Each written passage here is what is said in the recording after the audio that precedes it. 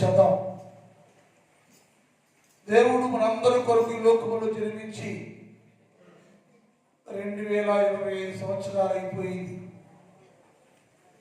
ఆయన వచ్చారు, మనుషులందరి కొరకు దిగి వచ్చారు, పశువుల పాకలో పుట్టారు, మానవాళి రక్షణ కొరకు చాలా అద్భుతాలు జరిగించారు, చనిపోయారు, తిరిగి లేచారు, మరలా రాబోతూ ఉన్నారు. ప్రతి సంవత్సరం మనం ఆయన జన్మదిన వేడుకలను గుర్తు చేస్తూ జ్ఞాపకం చేసుకుంటూ మా కొరకే వచ్చావయ్యా, మరొకరికి జన్మించావయ్యా, మా కొరకే చనిపోయావయ్యా అని ఆయన గొప్ప ప్రేమను గుర్తు చేసుకుంటూ ఈ పండుగలు చేస్తూ ఉన్నాం.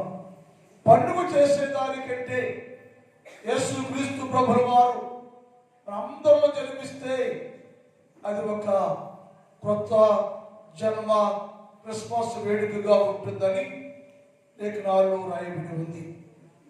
మనం యేసుక్రీస్తు ప్రభుల వారి సన్నిధిలో జీవిస్తున్నప్పుడు యేసయ్య మాలో జన్మించాలి అన్న విషయాన్ని ధ్యానం చేస్తున్నాం. ఒక మాట చదువుదాం. మత్తయి సువార్త 2వ అధ్యాయం 2వ వచనం. అందరూ తెలిసిన వాటిది. యూదుల రాజుగా పుట్టినవాడు ఎక్కడ ఉన్నాడు? తూర్పు దిక్కున. మేము ఆయన నక్షత్రము చూసి ఆయనను పూజించవచ్చుమని చెప్పించాలి. ఈ సందర్భంలో ఇక్కడ ఆయన నక్షత్రం చూసి వచ్చాము మేము, ఆయన నక్షత్రం చూసి వచ్చాము మేము, ఆయన పూజిస్తున్నాం మేము. ఈ విషయాలు 2 రాయబడ్డాయి ఇక్కడ. నిన్న కూడా వ్యాహన గారు యాకోబు నక్షత్రాల గురించి మాట్లాడారు. నేనేమంటే ఉదయకాలం నేను కూడా ఆయన నక్షత్రం, యేసుక్రీస్తు ప్రభువే నక్షత్రం, ఆయన నక్షత్రాల గురించి నేను తెలియచేయాలని ఆశపడుతున్నా. ఈ శనివారం దాకా ఆయన నక్షత్రము ఎక్కడ ఇచ్చింది? నక్షత్రము ఆకాశంలో పుట్టిందని నేర్చుకున్నాం. నేను రాత్రి ఉదయకాలం ఉదాహరణగా చెప్పాను, యాకోబులో పుట్టిందని, అది ఆ నక్షత్రం అర్థమని. నేనేమంటే ఈరోజు పాఠంలో ఆయన నక్షత్రం చూసాం మేము. ఈ నక్షత్రం ఎవరయ్యా అంటే ఆయన నక్షత్రం.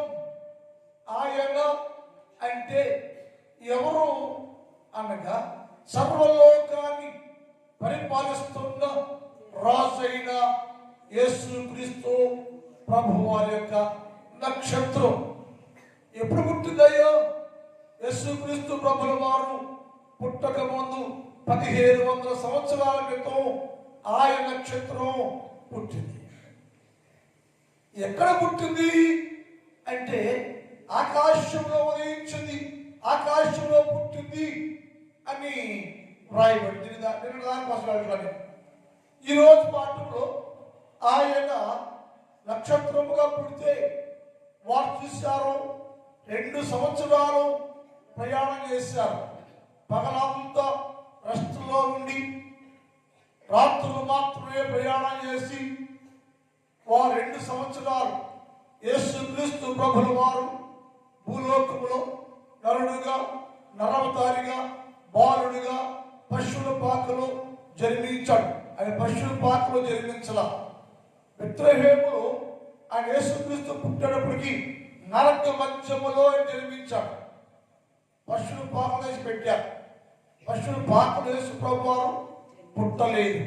ఎక్కడ పుట్టాడంటే యేసేపు మరియమ్మ ప్రసవించడానికి, జనాభా లెక్క రాసుకోవడానికి బెత్లెహేములోకి వస్తున్నప్పుడు మార్గ మధ్యములో యేసు ప్రభుల వారు పుట్టారు. ఆయన తీసుకుని వచ్చి ఎక్కడ చోటు లేకపోతే, స్థలము లేకపోతే ఆయన పశువుల పాకలో ఆయన మరణ పెట్టారు. ఆ తరువాత ఆయన పుట్టినాక 2 సంవత్సరాలకి జ్ఞానులు, యేసుక్రీస్తు ప్రభుని దర్శించారు, పూజించారు. వెంటనే పుట్టిన రోజునే నాన్న వచ్చి యేసు ప్రభుల వారిని పూజించలేదు. ఆయన పుట్టినాక 2 సంవత్సరాలు వ్యవధి కలిగింది. అప్పుడు ఆయన ఏమడిగారంటే 2 సంవత్సరాల తర్వాత మరి యూదుల రాజుగా పుట్టాడు కదా ఒక ఆయన, ఎక్కడయ్యో అన్నారు. 2 రోజులకు వచ్చి ఈ మాట మాట్లాడు, యూదుల్లో రాజుగా పుట్టిన దేవుడు రాజు ఎక్కడ అంటే మీకు ఎవరు చెప్పారయ్యో అంటే, ఆయన చాలా మంది నాన్న పిలిచాడో, ఎక్కడ పుట్టాడయ్యో అంటే ఆయన లేఖనానుసారంగా పుట్టాడయ్యో. ప్రవచనం చేయబడింది. ఎప్పుడు ప్రవచనం అంటే ఇప్పటికి 1500 సంవత్సరాల క్రితం ప్రవచనం చేయబడింది. ఆ ప్రవచన నెరవేర్పుగా యేసుక్రీస్తు ప్రభుల వారు అనగా యూదుల రాజు ఇప్పటికే జరిగించేశాడు.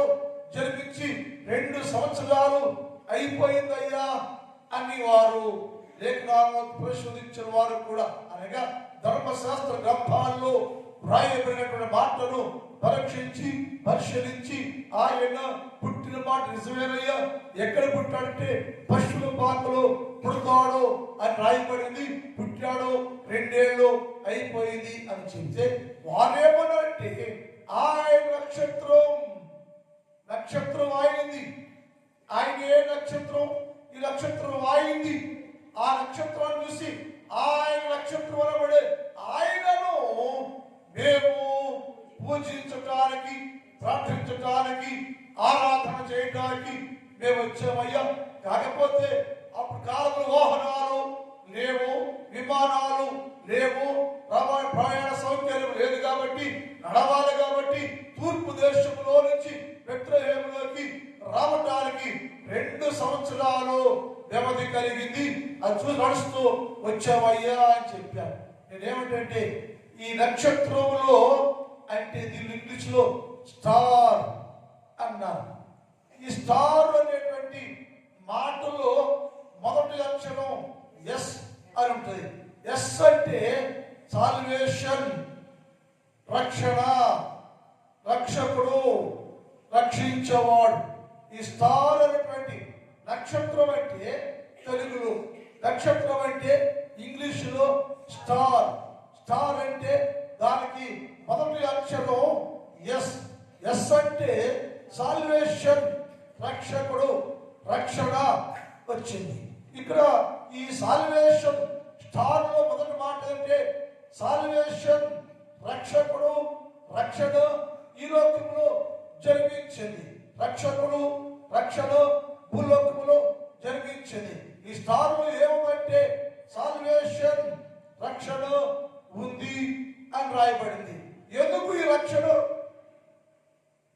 ఎందుకు ఈ స్టారు? ఎందుకు ఈ నక్షత్రం అంటే అప్పటికే లోకంలో ప్రజలు అనగా ఇశ్రాయేలీయుల్లో, యూదా జాతిలో, లోకంలో ఉన్న ప్రతి జనము ఏమనుకుంటున్నా అంటే మనకు ప్రవచనం ఉంది కదా. ఏంటి ప్రవచనం అంటే నక్షత్రంలో అనగా స్టార్ పుట్టితే, స్టార్ ఉదయిస్తే యేసుక్రీస్తు ప్రభుల వారు రక్షకుడు, విమోచకుడు మన కొరకు జన్మిస్తాడు అని ఎప్పుడో ప్రవచనం చేయబడింది కదా. అయితే మనందరం పాపలమైపోయాం, పాపములో ఉన్నాం, తిరుగుబాటు చేశాం, పాపం చేశాం, పాపులుగా మార్చబడ్డాం. అయితే మనకి ఈ పాపులు అనబడే యూదా జాతికి, లోకములో ప్రజలకు రక్షణ కలుగుతుందా? ఎవరైనా మనల్ని రక్షిస్తారో? ఇంత ఘోర పాపులు మనం పాపిగా పత్రమైపోయాం, పాపముగా జీవించాం, పాపులుగా మురికి గుడ్డలాగా అయిపోయింది. ఈ పాపిని పరిశుద్ధులుగా మార్చే, రక్షించే, పాపములో నుంచి, పాప బ్రతుకుల్లో నుంచి రక్షించే సమర్థుడు, రక్షించేవారు ఎవరైనా ఉన్నారా? మనకు రక్షణ కలుగుద్దా అని అందరూ సోడ చేరి చెప్పుకోవటం ప్రారంభించారు. ఏమని? మన పాపం అయిపోయాయి కదా. ఎందుకు పాపం అయిపోయావా? తిరుగుబాటు చేస్తాం, మాట లోపడలేదు, సకల దుర్నీతి పాపమైపోయింది. అందరము పాపమైపోయాం. పాపులుగా మనలను రక్షిస్తారయ్యా? మనకు రక్షణ వచ్చిందో, రక్షణ కలుగుందో, రక్షిస్తారా? ఎవరు రక్షిస్తారో మనల్ని మాట్లాడితే ఎస్ అనేటువంటిది అనగా సాల్వేషన్, రక్షకుడు, రక్షణ నీ కొరకే వస్తాడు అని కనిపెడుతున్నాం కదా అన్న బైబిల్లో మాట చూద్దాం. యెషయా గ్రంథం 64:5 చెబుదాం. యెషయా 64:5.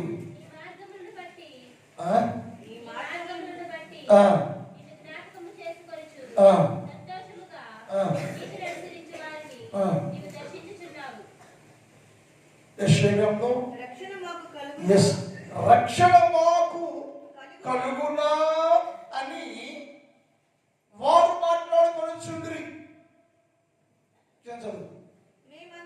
మేమందరం ఎవరంట? మేమందరము అపవిత్రులము, పాపులము, మా నీతి క్రియలు అన్నీ మురికి గుడ్డులాగా ఉంది. మురికైపోయాము, పాడైపోయాము, పాపులైపోయాము, పాపులుగా ఉన్నాము. పాపికి రక్షణ కలుగునా అనే ప్రశ్నార్థం వేసింది అక్కడ. ఈ పాపికి రక్షణ కలుగుద్దా? మాకు రక్షణ కలుగుద్దా? ఎవరు రక్షిస్తారు మమ్మల్ని? ఎవరు రక్షించింది ఎవరయ్యా అంటే వారు చెప్పిన వాటికంటే మేమందరం పాపులమే, మేము పాపులమైపోయాం. మా పాప జీవితాల్లో నుంచి మమ్ములను ఎవరు రక్షిస్తారయ్యో? ఆ రక్షిస్తాడని ఎవరైనా సహాయం చేస్తారేమో, రక్షిస్తారేమో, రక్షించబడదామని మేము కనిపెడుతున్నామయ్యా అని వారు మాకు రక్షణ కలుగుద్దా? ఇదే ప్రశ్న మనం వేసుకోవాలి. యేసు వచ్చాడు, జన్మించాడు, వెళ్ళిపోయి వెళ్ళిపోయారు, మళ్ళా రాబోతున్నాడు. మరి అందరూ పాపులం అయిపోయాం. అయితే ఈ పాపికి రక్షణ కలుగునా? రక్షణ ఎవరిస్తారు? ఎవరు రక్షణ కలుగు చేస్తారు?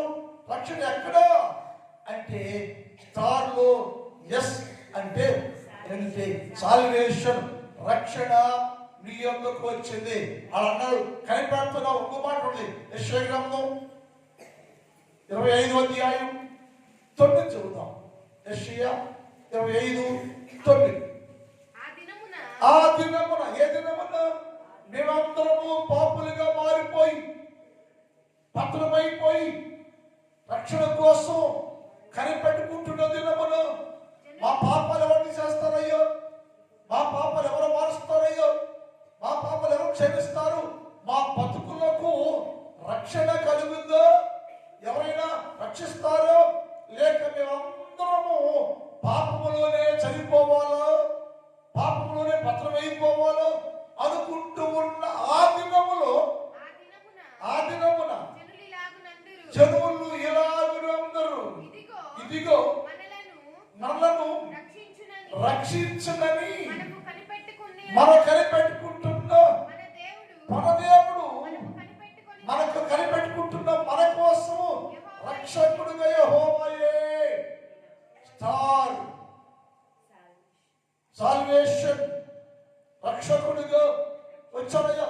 అంటే మన ప్రయాస మనం కనిపెట్టుకుంటున్నామే, ప్రార్థన చేస్తున్నామే, వ్యర్థము కాలా. ఇదిగో మేము కనిపెట్టుకుంటున్నాం. పాపులమయ్యా, రక్షించబడేది ఎవరు రక్షిస్తారు? ఎవరి కోసము?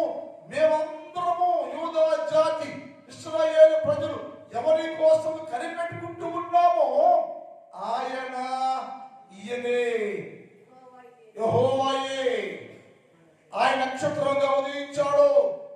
ఎలా అంటే నక్షత్రములో, స్టార్లో ఎస్ అనే మాటకి ఆ సాల్వేషన్, రక్షించేవాడు, రక్షకుడు భూలోకములు జన్మించాడయ్యా అని వారు ఆయన కోసం కనిపెట్టుకుంటే ఆ రక్షకుడు మన మీదకు వచ్చారు. అపోస్తలుల కార్యాలు 13:26 కూడా ఒక మాట రాయబడింది. ఎవరి కోసం కనిపెడుతున్నాము?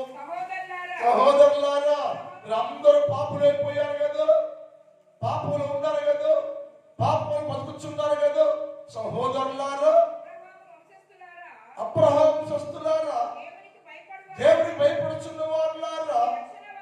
రక్షణ రక్షణ వాక్యము మీ యొద్దకు పంపబడింది.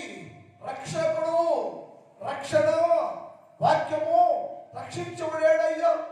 రక్షణ కలుగుందో మాకు? రక్షించబడతామో మేము? మా పాపాలు క్షమాపణ కలుగుందో? మా పాపాల్లో నుంచి ఎవరైనా రక్షిస్తారో అనుకుంటున్నారు కదా. రక్షకుడు రక్షణ అనబడే యేసుక్రీస్తు ప్రభుల వారు, వాక్యము అనబడే యేసుక్రీస్తు ప్రభుల వారు మీ అందరినీ రక్షించడానికి రక్షకుడుగా భూలోకములో జన్మించాడు. ఎందుకు పుట్టాడయ్యో యేసు ప్రభు అంటే? అనుకుంటారు కదా, మా పాపాల నుంచి ఎవరు రక్షణ ఇస్తారు, రక్షణ మాకు కలుగుందా అనుకుంటున్న సమయంలో మీకోసమే ఇదిగో భయపడుచున్న వారులారా, అబ్రహంస్తులారా, ఇశ్రాయేలీయులారా, ఈ అందరి పాపాలలో నుంచి రక్షించడానికి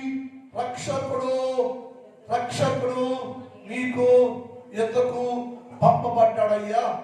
ఆయనే ప్రభు అయిన యేసుక్రీస్తు ప్రభుల వారు. ఎందుకంటే నిన్ను సేవ చేయడానికి, రక్షించడానికి ఆయన భూలోకములో జన్మించాడు. ఆయన పూజిస్తున్నామయ్యా. ఆయన నక్షత్రం చూసాం అంటే ఆయన రక్షించేవాడే, రక్షించడం వచ్చిన వాడే, రక్షించే సమర్థుడే, రక్షకుడు యేసుక్రీస్తు ప్రభుల వారిని మేము పూజించడానికి వచ్చామయ్యా. ఎవరు రక్షిస్తాడయ్యా అంటే, ఎవరైతే పాపిగా ఉంటే పాపులను రక్షించుటకు యేసుక్రీస్తు ప్రభులు ఈ లోకంలోనికి వచ్చారు. సకల మనుషులు, సకల మానవాళి, సర్వ మానవాళి మనుషులందరూ పాపులైపోతే, పత్రమైపోతే, పాడైపోతే వారందరినీ ఆ పాప ఊపిలో నుంచి పైకి లేపి రక్షించుకోవడానికి రక్షకుడు అనబడే యేసుక్రీస్తు ప్రభుల వారు ఈ లోకంలోనికి వచ్చారయ్యా. వచ్చి ఏం చేస్తారయ్యా? ఆయన ఎవరు రక్షిస్తా అంటే యేసుకేలు గ్రంథం 37 అధ్యాయం 23 చదువుదాం. యేసుకేలు 37:23 చదువుదాం. యేసుకేలు వారిని అనగా వారిని ఎవరు? మేము పాపులు అయిపోయామయ్యో, మా రక్షణ కలుగుద్దో, అందరూ పాపులమేనయ్యో, మేము రక్షించబడతాము, ఎవరైనా రక్షిస్తాడో అని చదివిపోయామయ్యో. ఆ స్థలాల్లోకి, ఆయా ప్రాంతాల్లోకి చెదిరిపోయి, పాడైపోయి, పత్రమైపోయి, బస్తులైపోయి ఈ పాపులందరూ చేరి అయ్యా ఎవరు రక్షిస్తారని ఎదురు చూస్తున్నప్పుడు జనులందరూ ఏకజనముగా చేసి వారందరికీ ఒకే రాజు నియమిస్తాను నేను. ఆ రాజు యేసుక్రీస్తు ప్రభుల వారు, ఆ రక్షకుడే యేసుక్రీస్తు ప్రభుల వారు. ఎందుకు పాపులైపోయారంటే తన పాపం, తన విగ్రహముల వల్ల గాని, తాము చేసిన ఏ క్రియల వల్ల గాని, ఏ అతిక్రమాల బట్టి అందరూ పాపులైపోయారు, ఏ పాపాలను బట్టి భ్రష్టులైపోయారు, ఏ పాపాలను బట్టి నేను పాపులుగా పిలిపోయి గుర్తిస్తున్నారు, ఏడుస్తున్నారు, అట్టి వారికి మీదట అపవిత్రులుగా ఉండరు, వారికి మీదట పాపులుగా ఉండరు, వారికి మీదట భ్రష్టులుగా ఉండరు. అట్టి పాపములో జీవిస్తున్న మనుషులందరినీ, పాపులను రక్షించడానికి తాము నియమించిన వారు మానక పాపములు ఇకెన్నడూ పాపము చేయకుండా ఉన్నట్లుగా ఆయన రక్షకుడుగా దిగి వచ్చి అట్టి వారి అందరినీ నేను రక్షిస్తున్నానయ్యా. ఈ పాపం చేయని వాడు ఎందుకు చేయరయ్యా? ఎందుకు చేయరంటే ఇప్పుడు దాకా పాపం చేశారు, తిరుగుబాటు చేశారు, విగ్రహాలు చేశారు, పాపం అయిపోయారు. లోక మనుషులందరూ పాపులుగా మార్చబడ్డారు. అందుకని అట్టి పాపిని రక్షణ కలుగు చేసి, రక్షించి, విమోచించి, రక్షణలో ఇచ్చి అట్టి పాపం చేయకుండా చేయటానికే రక్షకుడు ఈ లోకములో ఆకాశ వీధుల్లో జన్మించాడు. స్థానిగా వచ్చాడు. ఆయనే సేవియర్, రక్షించే రక్షకుడు. ఎవరినంటే ఎవరైతే పాపులుగా ఉండారో, పాపులు అయిపోయారో వారందరూ ఇక పాపం చేయకుండా, ఇప్పుడు దాకా పాపం చేశాం, పాపులుగా ఉన్నారు. అట్టి పాపులందరినీ ఇక నుంచి పాపము చేయకుండా పరిశుద్ధులుగా చేసి రక్షించడానికి యేసుక్రీస్తు ప్రభుల వారే రక్షకుడు మన కొరకు దిగి వచ్చాడు, పంపబడెను. ఇక నుంచి పాపం చేయరట. మరి యేసు ప్రభుల వారు జన్మించి 2025 సంవత్సరాల క్రితం మాట్లాడిన మాట ఇది. ఏమని? ఇక నుంచి పాపము చెయ్యరు. ఎందుకు చేయమయ్యా? మీరు పాపులైపోయారు, భ్రష్టులైపోయారు. మీ పాపాల్లో నుంచి ఆయన తన ప్రజలు వారి పాపములో నుంచి ఆయనే రక్షిస్తాడయ్యో. ఆయన తన ప్రజలు వారి వారి పాపాల్లో నుంచి, ఎన్ని పాపాలు అంటే 22 పాపాలు, 22 పాపాలు. యూదులు కానీ ఇశ్రాయేలు కానీ సర్వ మనుషులందరూ ఎన్ని పాపాలు అంటే 22 పాపాలు చేసి భ్రష్టులైపోతే, పాపులైపోతే, మురికి గుడ్డలాగా మారిపోతే, అట్టి వారందరినీ వారికి కలిగిన అపవిత్రత పాపాన్ని కడిగివేసి తీసివేసి ఇక నుంచి పాపం చేయకుండా పాపములో నుంచి రక్షించటానికి రక్షకుడు మీ కొరకు భూలోకానికి పంపబడెను, దిగివచ్చను. ఎప్పుడెప్పుడు మాట? 2020 సంవత్సరాల క్రితం. ఇక్కడ నుంచి పాపం చేయరు. నేను వచ్చాను, నేను పుట్టాను, మీ అందరినీ మీ పాపాల్లోంచి రక్షిస్తానికి వచ్చాను, నేను రక్షిస్తున్నాను, రక్షించేశాను నేను అని చెప్పాడు. మరి ఇప్పటికి పాపం చేస్తున్నావా? ఆయన చెప్పాడంటే ఇక్కడ నుంచి పాపం చేయరు మీరు. ఇప్పుడు దాకా పాపం చేశారు. ఎలా? రక్షకుడు లేడు, రక్షణ లేదు. ఆ రక్షకుడే వచ్చేసాను నేను. ఎందుకు వచ్చావని అంటే ఇక్కడ నుంచి నువ్వు పాపం చేయకుండా క్రమశిక్షణకైనా పరిశుద్ధులు చేయడానికి వచ్చి నిన్ను రక్షించాను నేను. ఇక పాపం చేయకూడదు. ఒక అబ్బాయి కళ్ళు లేకుండా ఉన్నాడు. యేసు ప్రభువుకి వచ్చాడు, తెచ్చాడు. వాడి మీద చేయబెట్టి ప్రార్థన చేశాడు, స్వస్థపడ్డాడు. కళ్ళు వచ్చినాయి, రోగం బాగుపడింది, సరే అయిపోయాడు. గుళ్ళో తిరుగుతున్నాడు. ఆ గుళ్ళో యేసయ్య ఉన్నాడు. యేసు ప్రభు ముందుకు వచ్చాడు. కుర్రోడు యేసు ప్రభు చెప్పాడు, అబ్బాయి నీవు స్వస్థత పొందావు కదా, బాగుపడ్డావు కదా, స్వస్థత వచ్చింది కదా, రక్షించబడ్డావు కదా, ఇక పాపము చేయకు అని చెప్పాడు. మళ్ళీ పాపం చేయదు. ఇక నేను రక్షించాను నిన్ను, నేను స్వస్థపరిచాను నిన్ను, నేను బాగు చేశాను, నేను బాగు చేశాను, రక్షించాను, స్వస్థపరిచాను. మళ్ళీ ఆ వ్యాధిని సంహరించకుండా, ఆ పాపం నీలో ప్రవేశించకుండా ఉన్నట్లుగా ఇక నుంచి పాపం చేయబాకయ్యా అని ఆనాడు చెప్పిన ప్రవచనాన్ని యేసు ప్రభు పుట్టినా కూడా చెప్పాడు. ఇప్పుడు చెబుతూనే ఉన్నాడు, ఈ పాపం చేయబాకండి. ఈ క్రిస్మస్ ధ్యానకుడి కారణం ఏంటంటే రక్షకుడు నీ కోసము దిగి వచ్చాడు, రక్షిస్తాడు, రక్షించాడు. రక్షించబడిన నీవు ఇక పాపము చేయకుండా ఉన్నట్లుగా నిన్ను రక్షించుకోవటానికి యేసుక్రీస్తు ప్రభుల వారే ఈ లోకానికి వచ్చాడు. ఎస్ అంటే కారులో మొదటి మాట, మొదటి అక్షరం ఎస్ అంటే సాల్వేషన్. ఎవరికి సాల్వేషన్? ఎవరికి రక్షణ అంటే పాపములకు ఉన్నవారికి, అతిక్రమాలు ఉన్నవారికి, మేము పాపులమని బాధపడుతున్న వారికి, అందరి పాపాల నుంచి ఆయనే రక్షించడానికి రక్షకుడుగా దిగి వచ్చాడు. ఎన్నడూ పాపం చేయొద్దయ్యా అని చెప్పాడు. ఈ క్రిస్మస్ పండుగ చేస్తే మనము పాపం చేస్తూనే, పాపాల్లో ఉంటూనే, పాపిగా ఉంటేనే ఆ ప్రవచనాన్ని నెరవేర్చి జరిగిన తర్వాత కూడా ఇంకా పాపిగానే ఉండి పండుగ చేస్తున్నాం మనం, ఇంకా పాపాల్లో ఉండి పండుగ చేస్తున్నాం మనం. రక్షకుడు ముందే ఉన్నాం మనం. రక్షకుడు ఉదయించను అని పాడుతున్నాం, రక్షకుడు ఉదయించను అని పాడుతున్నాం. ఈ రక్షణ వల్ల విమోచన కలిగిందని పాడుతున్నాం. పాట మాత్రం పాడుతున్నా కానీ ఈ జీవితంలో మార్పే లేదు, రక్షణ లేదు. రక్షించబడి ఇక మీదట నువ్వు పాపం చేయను చెప్పాడైనా. ఇక మీదట పాపం చేయకుండా ఉన్నట్లుగా నేను నిన్ను రక్షించుకోవటానికి వచ్చి రక్షించాను, ఇక పాపం చేయొద్దు. ఈ పండుగ ఉద్దేశం అది. ఈ పండుగను ఏం చేయాలంటే ఆ వర్తమానాన్ని జ్ఞాపకం చేసుకుని ఇక పాపం చేయకూడదు. తీర్పు పత్రిక 3వ అధ్యాయం 4-5 చూద్దాం. తీర్పు పత్రిక 3వ అధ్యాయం 4.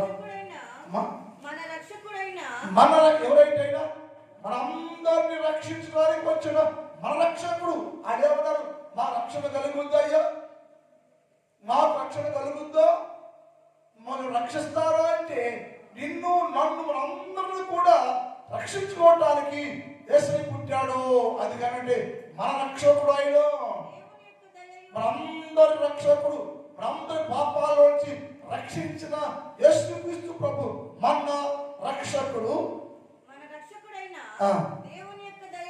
దేవుని యొక్క దయయు మానవుల ఆయన ఎందుకు రక్షించావయ్యా నీకు? మన దేవుడు అంట, మన రక్షకుడు. ఎలా రక్షించుంటే మానవుల పట్ల ఆయనకున్న ప్రేమ, మానవుల పట్ల ఆయనకున్న దయ, కేవలము ఆయన ప్రేమ, ఆయన దయ వలన నీ పాపాలు క్షమించబడ్డాయి. నీ పాపంలో రక్షించాడు యేసయ్య. ఎందుకంటే నీ పట్ల యేసయ్యకు ప్రేమ ఉంది, నా పట్ల యేసయ్యకు ప్రేమ ఉంది. మరి అందరూ పాపులుగా ఉంటే భ్రష్టులైపోతే అలాగే ఉండకూడదు అని నిన్ను రక్షించడానికి పరలోకములో నుంచి బయలుదేరి భూలోకానికి దిగి వచ్చి రక్షణ కార్యం జరిగించి నిన్ను రక్షించాడు. ఇక పాపం చేయకుండా ఉండాలని, రక్షకుడు రక్షించబడని పరిశుద్ధంగా ఉండాలని మన రక్షకుడు ఎందుకు రక్షించంటే నేను దయ ఉంది, ఆయనకి ప్రేమ ఉంది. ఆయన ప్రేమ చేత, దయ చేత, జాలి చేత నేను జాలిపడి నీ పాప స్థితిని మార్చేసి నీ మీద జాలిపడి ప్రేమ కలిగి నీ పాప స్థితిని మార్చి నీకు సంపూర్ణ రక్షణ భాగ్యం కలుగు చేసి ప్రేమయు ప్రత్యక్షమైనప్పుడు మనము నీతిని అనుసరించి చేసిన క్రియల మూలంగా కాక మన నీతిమంతులు అయిపోయి మన నీతిమంతులు కాబట్టి మనందరం రక్షించడానికి కాదంట. మనం నీతి వల్ల చేసిన క్రియల వల్ల కాక దేవుని కనికరము చొప్పున పునర్జన్మ సంబంధమైన స్నానము చేత యేసుక్రీస్తు ప్రభువు వారు నిన్ను రక్షించుకొనెను. ఆయన ప్రేమ చేత, జాలి చేత, దయ చేత అందరి పాపాల్లో బట్టిపోతూ చావు సిద్ధంగా వాళ్ళందరూ కూడా యేసుక్రీస్తు ప్రభువు వారు రక్షించను. ఎస్ అంటే సాల్వేషన్. స్టార్లో మొదటి అక్షరం ఎస్. ఎస్ అంటే సాల్వేషన్. ఎవరికి సాల్వేషన్, ఎవరికి రక్షణ అంటే పాపములో పడిపోయి చనిపోవటం సిద్ధముగా ఉన్నవారిని దేవుడు ప్రేమించి జాలిపడి దయ చూపించి నీకు పరిపూర్ణ రక్షణ భాగ్యము కలుగా చేశారు. ఎందుకంటే ఇక మీద పాపము చేయకుండా పరిశుద్ధులుగా ఉన్నట్లుగా ఆయన నీ కోసం రక్షకుడుగా వహించను. మిగిలిన భాగాన్ని రేపు ధ్యానం చేద్దాం. టైం అయిపోయింది. ప్రార్థన. మా తండ్రి, నీ పాదములకు వందనాలు. స్టార్లో నుంచి కొన్ని విషయాలు నేర్చుకుంటున్నామయ్యా. స్టార్ అనేటువంటి మాటలో మొదటి అక్షరం ఎస్ అని ఉంది. ఎస్ అంటే సాల్వేషన్, రక్షణ. ఎవరికి? పాపులకు. ఎవరికి? పాపుల్లో జీవించే వారికి, సర్వలోకంలో పాపులందరినీ రక్షించడానికి రక్షకుడుగా ఈ రక్షణ వాక్యము మా యొక్కకు పంపబడిందయ్యా. అందరూ రక్షించాం తండ్రి. ఎందుకంటే ఇక్కడ నుంచి పాపం చేయొద్దు, పాపులుగా ఉండదని చెప్పే ప్రభా, ఈ వాక్యాన్ని మా చిత్తాలకు అన్వయించుకొని అందరూ రక్షించిన దేవుడైన యేసుక్రీస్తు ప్రభువు వారితో మీతో కలిసి జీవించి పరిశుద్ధులుగా ఉండే భాగ్యం దయచేయండి. ఉదయ కాలంలో ఈ స్థలంలో ఉన్న ప్రతి బిడ్డను దర్శించండి, దీవించండి, ఆశీర్వదించండి. ఈ పండుగ శుభాలు, దీవెనలు ప్రతి బిడ్డకు దయచేయండి. నా సంఘాన్ని దీవించండి. నా సంఘములో ఉన్న ప్రతి కుటుంబాన్ని దీవించండి. ఎవరికి ఏది కావాలో, ఏ మేలు కావాలో, ఏ సహాయం కావాలో సమస్తం మీ నామములో ప్రతి కుటుంబానికి అనుగ్రహించండి. ఈ డిసెంబర్ నెల అంతా ప్రతి రోజు ప్రతి బిడ్డలందరినీ క్షేమకరంగా, దీవెనకరంగా, మేలుకరంగా ఉంచండి. వ్యవసాయం చేస్తున్న రైతాంగాన్ని దర్శించండి. ఎక్కడ నష్టపోకుండా వాతావరణాన్ని మీ స్వాధీనంలో ఉంచుకొని అందరూ మీ నామములో సంతోషంగా ధాన్యాన్ని పుంజుకుంటకు సహాయం చేయి. కష్టపడి పనులు చేస్తున్న బిడ్డలకు మంచి ఆరోగ్యాలు దయచేయండి. మరి పని పాటల్లో తోడుకోండి. రోజంతా నీ కృపా క్షేమాలతో నింపి దీవించమని యేసు వారి పరిశుద్ధ నామములో ప్రార్థిస్తున్నాం తండ్రి. కూర్చోండి.